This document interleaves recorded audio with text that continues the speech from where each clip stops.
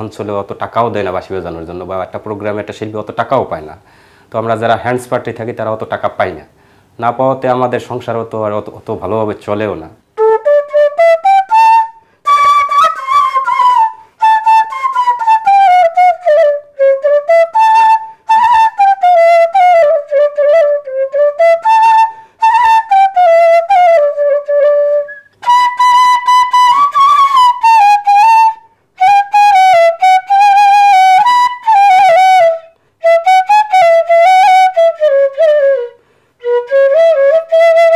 প্রিয় দর্শক, আজকে যখন আমি বাঁশি বাদক আর বাঁশি নিয়ে বসেছি তখন বুঝতেই পারছেন যে আজকের আড্ডাটা কেমন হচ্ছে।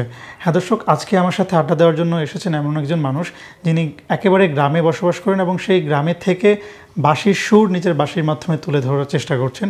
আজকে আমার সাথে আড্ডা দেওয়ার জন্য আছেন কামাল হোসেন। কামাল ভাই কেমন আছেন? আলহামদুলিল্লাহ, আমি ভালো আছি। দেখতেই পাচ্ছি যে আপনি অনেকগুলো বাঁশি নিয়ে এসেছেন এবং বাঁশি সুরে সুরে আমাকে একটু আগে শোনাচ্ছিলেন, বাঁশির সুরগুলো শোনাচ্ছিলেন। আমি একটু জানতে চাই আপনার কাছে, যেটি হচ্ছে যে আমরা এখন দেখি যে বাঁশির প্রতি মানুষের আগ্রহটা এই সময়ে এসে অনেকটা কমে গিয়েছে। সেই জায়গা থেকে আপনি বাঁশি বাজানো শিখেছেন এবং বাঁশির চর্চাটা করছেন। বাঁশির প্রতি আগ্রহটা কীভাবে এলো আপনার?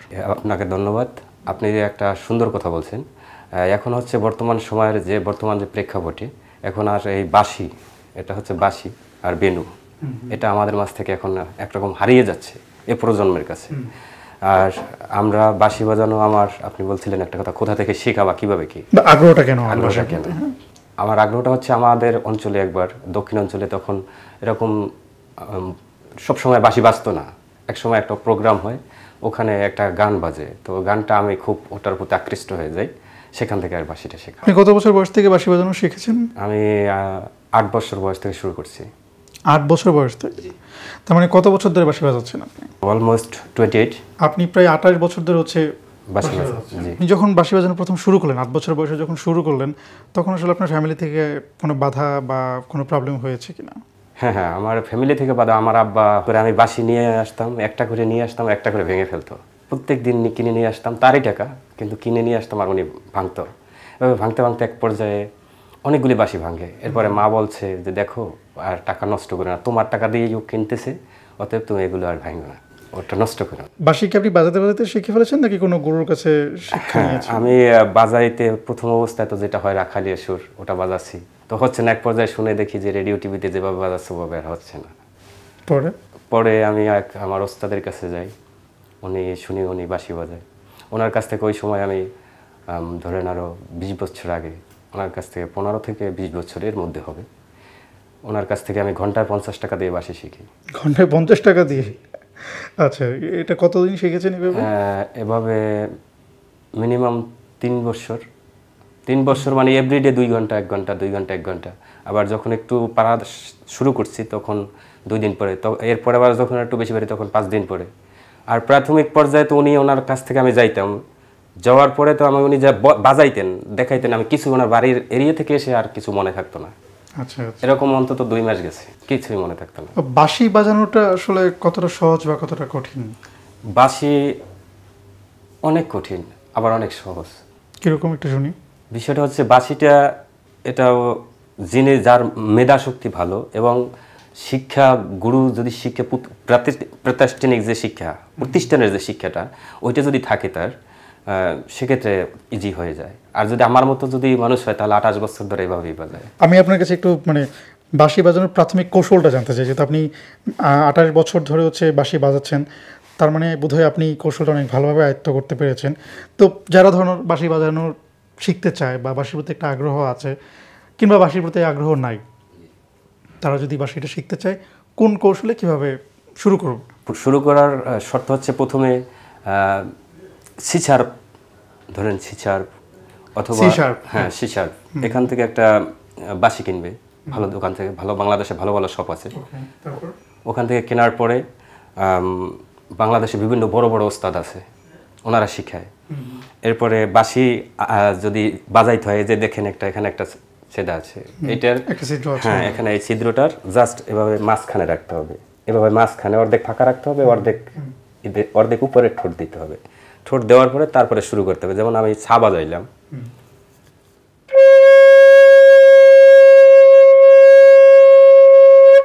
ছা বাজাইলাম এভাবে। এরপরে এর শুরু করে যেটা যেখানে যেভাবে প্রশিক্ষণ দেওয়া হয়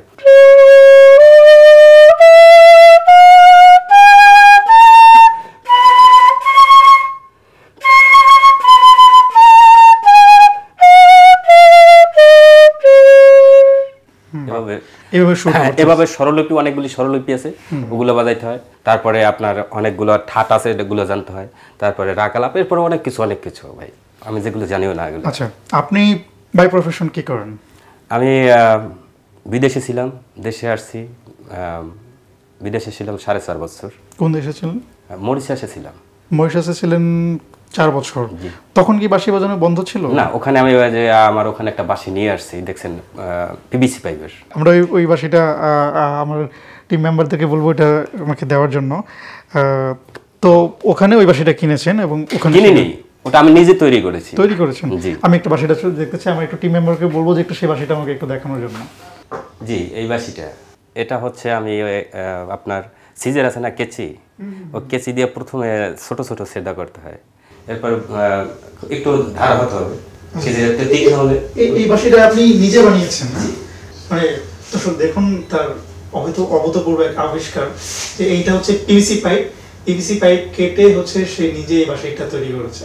আমার কাছে সত্যি এটা একটা আশ্চর্যজনক মনে হচ্ছে। আমি এই বাঁশির সুরটা একটু শুনতে চাই আপনার কাছে।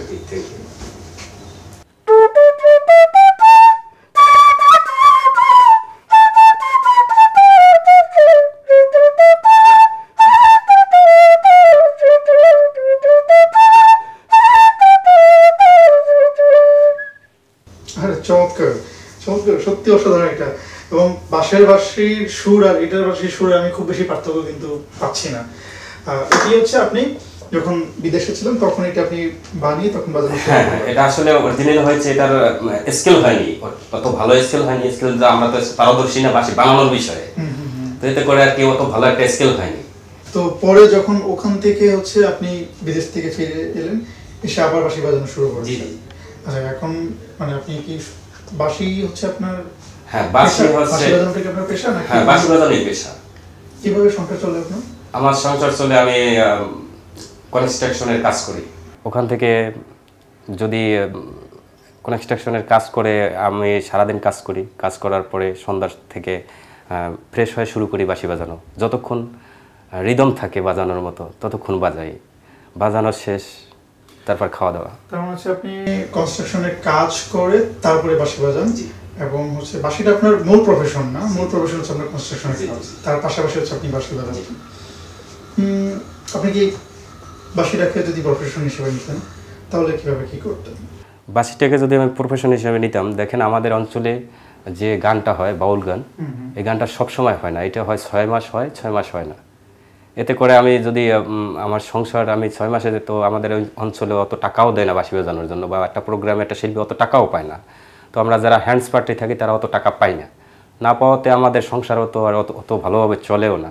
এতে করে আমাদের অন্য একটা কাজ করতে হয়, বা যখন ডাল সিজন থাকে তখন কোথাও কাজ করতে হয়। তার মানে হচ্ছে আপনি এলাকার বিভিন্ন অনুষ্ঠানে বাঁশি বাজানোর ডাক পান, সেখানে কেমন ইনকাম হয় সেটা দিয়ে আসলে, মানে আমি ইনকামের কথা না বলি, সম্মানের কথা বলি আসলে, যে সম্মানটা দেওয়া হয়। সম্মানটা হচ্ছে, আমি গত পরশুদিন এক জায়গায় প্রোগ্রাম করে আসছি, ওখানে আমাকে 1500 টাকা দিয়েছিল। এখনকার সময় 1500 টাকা আর হচ্ছে খরচ এই। আচ্ছা, বুঝতে পেরেছি। তার মানে ইটস নট ইনাফ। না, বাঁশি বাজানোর ক্ষেত্রে যারা, আমি যদি বলি যে বাঁশির প্রতি অনেকের আগ্রহ না থাকার পেছনে একটা বড় কারণ হচ্ছে অর্থনৈতিক স্বাবলম্বিতা, কারণ বাঁশি বাজিয়ে আসলে খুব বেশি ইনকাম করা সম্ভব হয় না। সেক্ষেত্রে আপনার কিছু বলার আছে কিনা যে আসলে এটাকে মানে কিভাবে এগিয়ে নেওয়া যায়? বা এটা হচ্ছে বাংলাদেশ শিল্পকলা একাডেমি আছে, আমি তো আগে যখন আমি বুঝতে পারিনি, বা আমাদের অঞ্চলের মানুষ অতটা জানেও না যে শিল্পকলা, প্রত্যেকটা জেলায় শিল্পকলা একাডেমি আছে।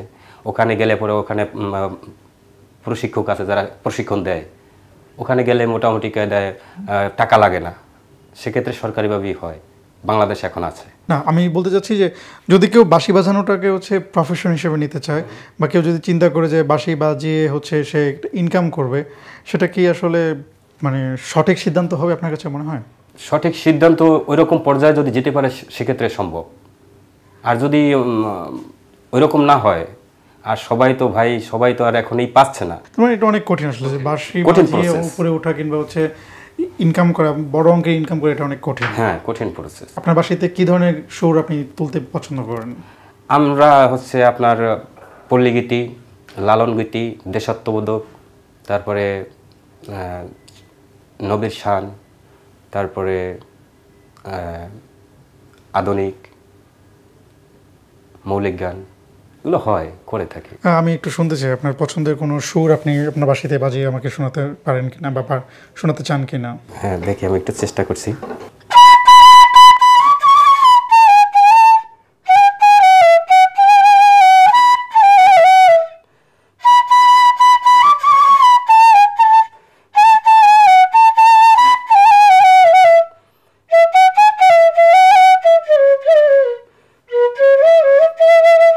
বাহ, চমৎকার। কামাল ভাই, আমি একটু আপনার বাঁশি নিয়ে আপনার ভবিষ্যৎ পরিকল্পনা বা ইচ্ছে বা স্বপ্ন জানতে চাই। আমার ভবিষ্যৎ পরিকল্পনা হচ্ছে আমি বাঁশি বাজিয়ে আমার জীবনটা পার করতে চাই। আর আমি বাঁশি আমার স্বপ্ন, বাঁশি আমার ধ্যান, বাঁশি আমার জ্ঞান। বাঁশি ছাড়া আমি কোথাও যেতে পারি না, যেখানে যাই আমার বাঁশি থাকবেই। আচ্ছা, আপনার এখানে অনেকগুলো বাঁশি আছে, একটু আমার বাঁশিগুলোর সাথে পরিচয় করে দেবেন, কোনটার কি নাম, কোনটার কি কাজ? জি, এটা হচ্ছে আপনার এফ শার্প বেস বাঁশি, এফ শার্প। আচ্ছা, এটা একটু টোনটা একটু শুনি, এটা টোনটা শুনবেন।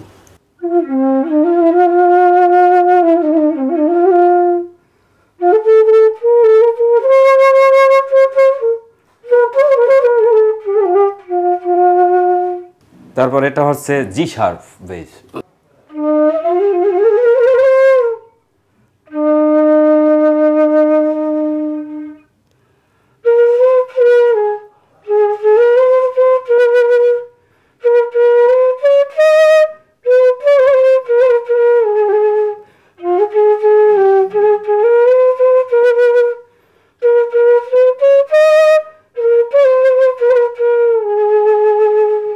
এটা হচ্ছে এ।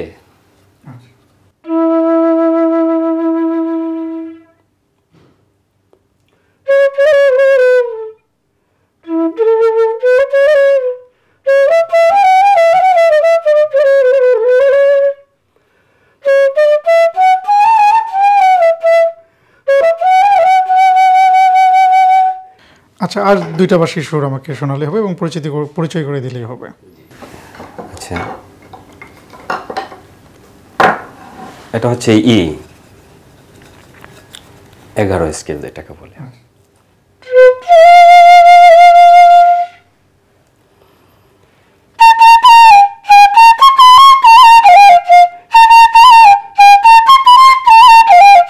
এটা হচ্ছে ই বাঁশি, এটাও।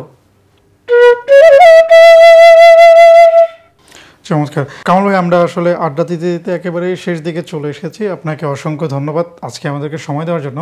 দর্শক, আমরা একজন বাঁশি বাদকের সাথে কথা বললাম, জানার চেষ্টা করলাম যে আসলে বাঁশির প্রতি তার আগ্রহটা কীভাবে এলো এবং বাঁশি শেখার জন্য তার যে সংগ্রাম, তার যে সাধনা, সেটি জানার চেষ্টা করলাম। আপনাদের সাথে আবার দেখা হবে অন্য কোনো অনুষ্ঠানে, অন্য কোনো অতিথির সঙ্গে।